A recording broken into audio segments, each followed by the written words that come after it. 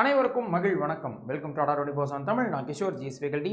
So SSC 2026க்கான annual calendar release பண்ணியிருந்தாங்க. But என்ன காரணம்ன்றது தெரியல. மதியம் போல் ரிலீஸ் பண்ணியிருந்தாங்கன்னா ஈவினிங் ஒரிஜினல் அஃபிஷியல் வெப்சைட்லேருந்து அதை நீக்கிட்டாங்க, அதை எடுத்துட்டாங்க.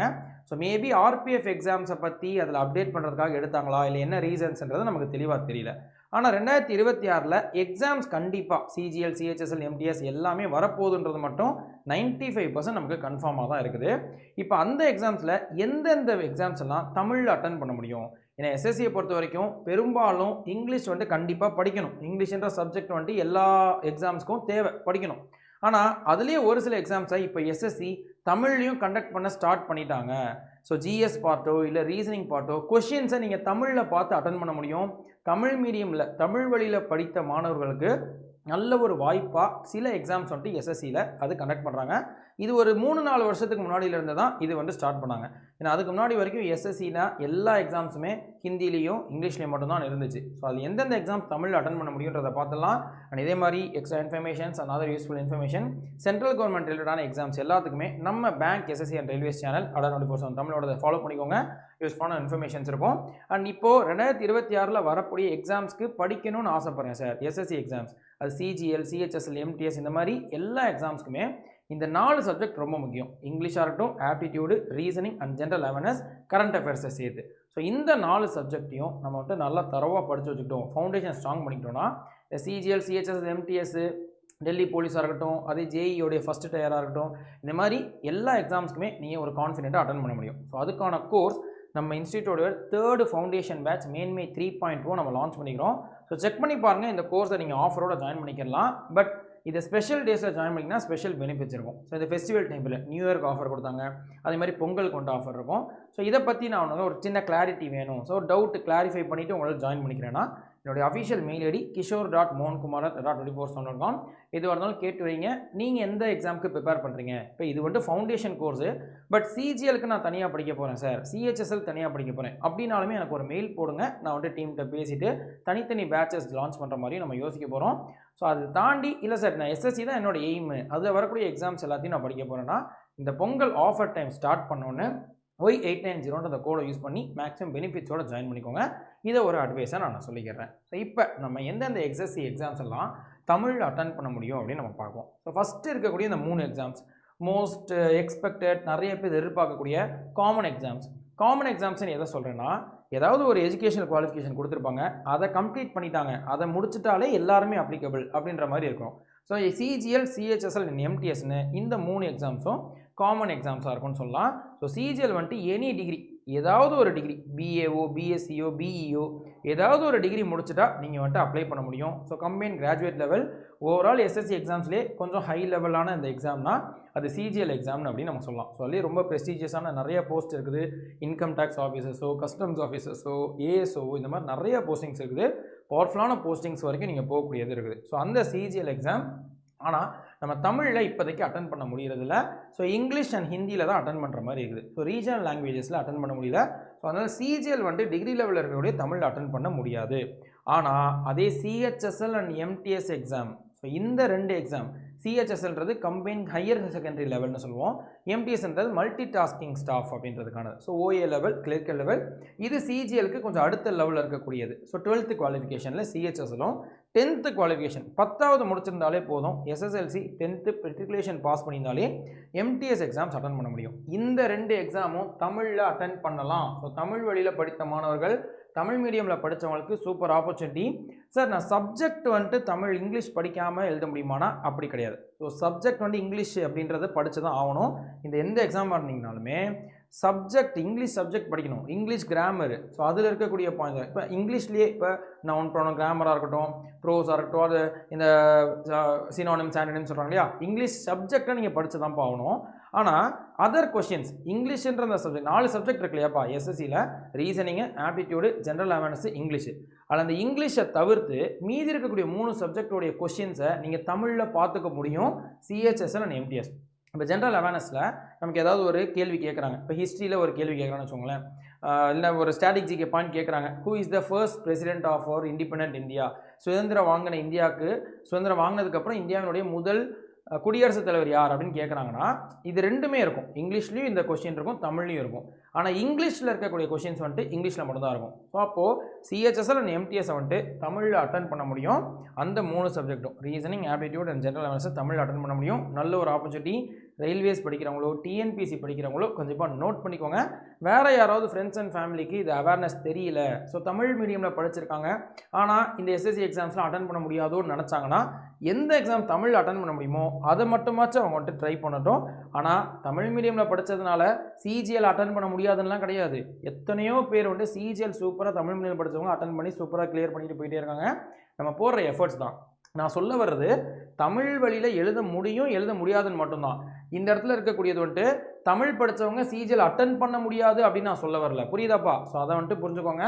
தமிழில் அட்டன் பண்ண முடியும், தமிழ் அட்டன் பண்ண முடியாது. ஆனால் அதை தாண்டி நீங்கள் தமிழ் மீடியமில் படித்தாலும் சரி, இங்கிலீஷ் மீடியமில் படித்தாலும் சரி, நீங்கள் இந்த குவாலிஃபிகேஷன் முடிச்சிருந்தீங்கன்னா எல்லா எக்ஸாம்ஸும் அட்டன் பண்ணிடலாம். ஸோ மிஸ் அண்டர்ஸ்டாண்ட் பண்ணிக்கிறாதீங்க, இதை நான் சொல்லிக்கிறேன். சரி, இது வந்துட்டு காமன் எக்ஸாம்ஸ். ஆனால் அதே எஸ்எஸ்சியில் யூனிஃபார்ம் சர்வீசஸ் வந்துட்டு இருக்குது. ஸோ காக்கி சட்டை இப்போ டிஎன் யூஎஸ்ஆர்பின்னு தமிழ்நாடு போலீஸ்க்கோ, ஆர்ஆர்பிசி ரயில்வே போலீஸ்க்கு வந்துட்டு ஆர்பிஎஃப்னு ரயில்வே ப்ரொடக்ஷன் ஃபோர்ஸ்ன்னு இருக்கும் இல்லையா, அது மாதிரி எஸ்எஸ்சியில் யூனிஃபார்ம் சர்வீசஸ்னால் எஸ்ஐ டெல்லி போலீஸ். ஸோ அப்போ சிபிஓ சென்ட்ரல் போலீஸ் ஆர்கனைசேஷன் கேட்டகரியில் டெல்லி போலீஸ் சப் இன்ஸ்பெக்டர் போஸ்ட்னு சொல்லுவாங்க. ஸோ அது டிகிரி லெவல் ஸ்டாண்டர்டு.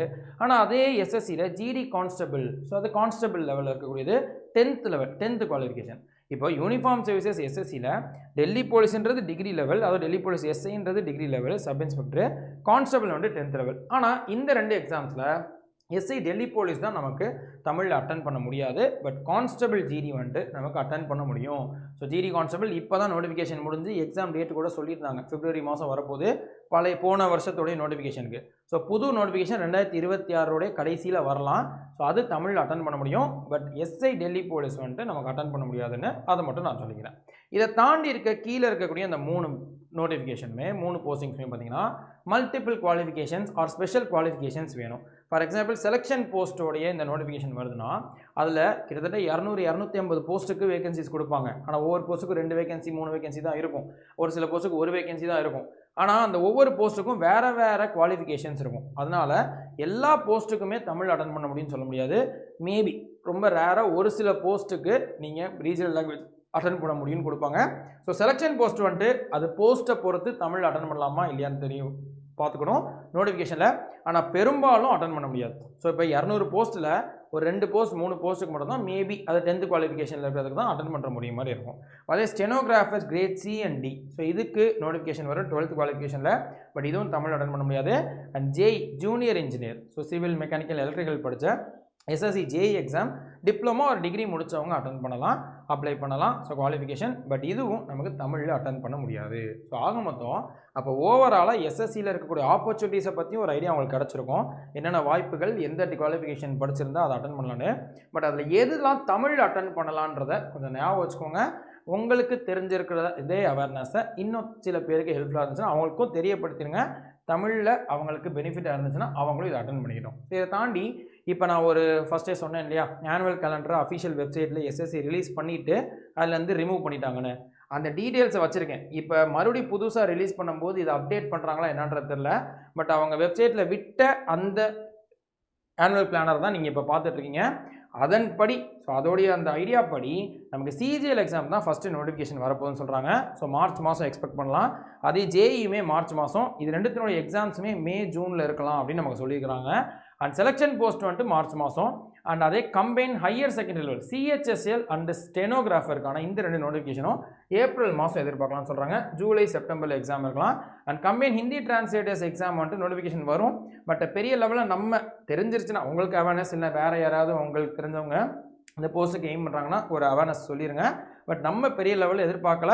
பட் இந்த நோட்டிஃபிகேஷன் வருதுன்றதை சொல்லிக்கிறேன். அதே மாதிரி எம்டிஎஸ் 10th லெவல் குவாலிஃபிகேஷன் இருக்கக்கூடிய எம்டிஎஸ் ஆர் ஹவல்தாரோட நோட்டிஃபிகேஷன் ஜூன் மாதம் எக்ஸ்பெக்ட் பண்ணலாம். எக்ஸாம்லாம் பாருங்களேன் செப்டம்பர் நவம்பர்லாம் இருக்கும். அண்ட் இப்போ நம்ம சொன்ன இந்த யூனிஃபார்ம் சர்வீசஸில் Delhi police SI, so sub inspector Delhi police, SI Delhi போலீஸும் அதே கான்ஸ்டபிள் ஜிடியும் பார்த்தீங்கன்னா இப்போ டெல்லி போலீஸ் வந்துட்டு கொஞ்சம் மேலே வருது. ஸோ அப்போ மே மாதத்துலேயே நோட்டிஃபிகேஷன் வருது. ஆனால் எக்ஸாம் வந்துட்டு அக்டோபர் ரொம்ப கேப்புக்கு அப்புறம் தான் எக்ஸாம் கண்டக்ட் பண்ண போகிறதா சொல்கிறாங்க. பட் ஜிடி கான்ஸ்டபிள் சிஏபிஎஃப்ல இருக்கக்கூடிய ஜிடி கான்ஸ்டபிள் நோட்டிஃபிகேஷனே செப்டம்பர் தான், எக்ஸாம் வந்துட்டு 2027 தான் இருக்க போகுதுன்னு சொல்கிறாங்க. அப்போ பாருங்களேன், இது ஒரு ஐடியாவுக்கு தெரிஞ்சுக்கலாம். இப்போ புதுசாக ஒரு ஆனுவல் பிளானர் அப்டேட் பண்ணி விடுறாங்களா, இல்லை இதே பிளானர் தான் வரப்போதான்றது நம்ம பொறுத்து தான் பார்க்கணும். எதுவாக இருந்தாலும் படிக்க ஸ்டார்ட் பண்ணிடுங்க. ஸோ நல்ல டைம் இருக்குது, நல்ல ஆப்பர்ச்சுனிட்டி இருக்குன்றது மட்டும் நான் சொல்லிக்கிறேன். ஸோ இதை பற்றி யோசிக்க வேணாம். ஸோ இப்போ ஃபஸ்ட்டு ஸ்க்ராட்ச்லேருந்து ஸ்டார்ட் பண்ணுறதுனாலுமே நம்ம சூப்பராக ஸ்டார்ட் பண்ணலாம். எதையுமே நம்ம வந்துட்டு ரொம்ப குழப்பிக்காமல் நல்லதே நடக்குன்ற நம்பிக்கையோட ட்ரஸ்ட் த ப்ராசஸ் நல்லா படிக்க ஆரம்பிங்க. இதை ஒரு சின்ன அட்வைஸை நான் சொல்லிக்கிறேன். ஸோ இதுக்கு ஹெல்ப் பண்ணுற விதமாக நம்ம முன்னாடி சொன்ன மாதிரி நம்ம இன்ஸ்டியூட்டில் எஸ்எஸ்சி ஃபவுண்டேஷன் பேட்ச், இப்போ நம்ம சொன்ன அந்த எல்லா கோர்சஸ்லையும் எல்லா நோட்டிஃபிகேஷனுக்குமே தேவைப்படுற சப்ஜெக்ட்னா இங்கிலீஷு, அது ரீசனிங்கு, ஆப்டிடியூடு, ஜென்ரல் அவேர்னஸ்குள்ளே கரண்ட் அஃபேர்ஸ், இந்த சப்ஜெக்ட்ஸை உங்களுக்கு கவர் பண்ணுற மாதிரி ஃபவுண்டேஷன் ஸ்ட்ராங்காக பேசிக்ஸ் கொஞ்சம் சொல்லித்தரக்கூடிய ஃபவுண்டேஷன் பேட்சை இந்த மேன்மை 3.0 இருக்கும். செக் பண்ணி பாருங்கள். இது ஆஃபரோடையும் ஜாயின் பண்ணிக்க முடியும். இது வந்துட்டு எஸ்எஸ்சி மட்டும் படிக்கிறவங்களுக்கு. சார் இப்போ நீங்கள் எஸ்எஸ்சியில் சொல்லக்கூடிய ஆப்பர்ச்சுனிட்டிஸ் ஓகே, ஆனால் டிஎன்பிசிலையும் ஆனுவல் பிளானர் வந்திருக்குது. இப்போ நான் டிகிரி லெவலில் முடிச்சிருக்கிறேன், எஸ்எஸ்சியில் சிஜிஎல் படிக்கிறேன், அதுதான் என்னோட எய்மாக இருக்குது. ஆனால் அதே டிகிரி லெவலில் டிஎன்பிசியில் குரூப் 1 குரூப் 2 படிக்கணும்னு ஆசைப்பட்றேன். ரெண்டுமே படிக்கணும்னா, ஆனால் ரெண்டும் டோட்டலாக வேறு. இது டோட்டலாக வேறு எக்ஸாம்ஸ், அது டோட்டலாக வேறு எக்ஸாம்ஸ்.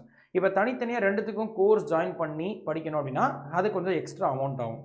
அப்படி ஜாயின் பண்ணாமல் ஏதாவது ஒரு கோர்ஸ் ஜாயின் பண்ணி எல்லாத்தையும் பார்த்துக்க முடியுமானா அதுதான் நம்ம தமிழ்நாடு மெகா பேக் அப்படின்னு சொல்லலாம். நம்ம இன்ஸ்டியூட்டோட ஆல் இன் ஒன் பேட்ச். இந்த ஒரு கோர்ஸ் வந்துட்டு டபுள் வேலிடிட்டி இருக்கிறப்போ, ஸோ 2 வருஷம் வேலிடிட்டி கொடுப்பாங்க. இப்போ இந்த Pongal offers or other festival டைமில் ஆஃபர் இருக்கும்.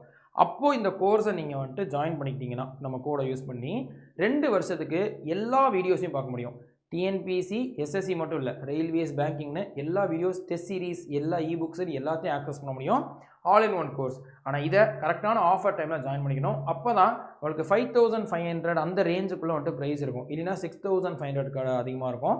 ஆனால் அதை தாண்டி டபுள் வேலிடிட்டி. ஸோ இந்த கோர்ஸை 2 வருஷம் வேலிடிட்டியில் ஜாயின் பண்ணிட்டீங்கன்னா அப்போ தான் 2 வருஷத்துக்கு எல்லா வீடியோஸையும் பார்க்க முடியும். ஏன்னா யூஸ்வலாக 1 வருஷம் இருக்கும். ஸோ வேறு ஏதாவது ஃபர்தர் கிளாரிஃபிகேஷன்ஸ் வேணும், ஸோ இந்த கோர்ஸை பற்றியோ, இல்லை நான் இந்த கோர்ஸுக்கு நான் எய்ம் பண்ணுறேன், ஸோ இந்த கோர்ஸ் நான் ஜாயின் பண்ணணும்னு நினைக்கிறேன், சிஜிஎல் கோர்ஸோ இல்லை மேன்மை கோர்ஸோ, எப்போ ஜாயின் பண்ணால் பெட்டராக இருக்கும், ஏதாவது ஐடியா அப்படின்னா என்னோட அஃபிஷியல் மெயில் ஐடி kishore.mohankumar@24/com. இதுவரை இதுலேயும் நீங்கள் கேட்டுக்கலாம். அண்ட் Y890 இந்த கோடை கரெக்டாக அந்த ஆஃபர் டைமில் யூஸ் பண்ணிக்கிட்டிங்கன்னா மேக்ஸிமம் பெனிஃபிட் இருக்கும். 25% ஆஃபர், டபுள் வேலிடிட்டி தான் இருக்கும். ஸோ செக் பண்ணி பாருங்கள். நம்ம Telegram channel Kishore GS educator, அதையும் ஃபாலோ பண்ணிக்கோங்க. ADA24/7 தமிழ் டெலிகிராம் சேனலையும் ஃபாலோ பண்ணிக்கோங்க. அதர் இன்ஃபர்மேஷன்ஸ், வேறு ஏதாவது யூஸ்ஃபுல்லான இன்ஃபர்மேஷன்ஸ் ஆர் பிடிஎஃப் ஏதாவது அனுப்புறதுனா அதில் வந்துட்டு நம்ம அனுப்புவோம். ஓகே. ஸோ நெக்ஸ்ட் வீடியோவில் இப்போ வேறு ஒரு கண்டென்ட்டில் பார்ப்போம். நல்லதே நடக்குன்ற நம்பிக்கையில் மறுபடியும் சொல்கிறது தான். இதை பற்றி யோசிக்காமல் அதை ட்ரஸ்ட் ப்ராசஸ்ன்னு படிக்க ஆரம்பிச்சிருங்க. அடுத்தடுத்து அதுவே அடுத்த ஸ்டெப்புக்கு கொண்டு போகன்றதை நான் சொல்லிக்கிறேன். நெக்ஸ்ட் வீடியோவில் பார்ப்போம். அன்டில் தென் நன்றி, வணக்கம்ப்பா.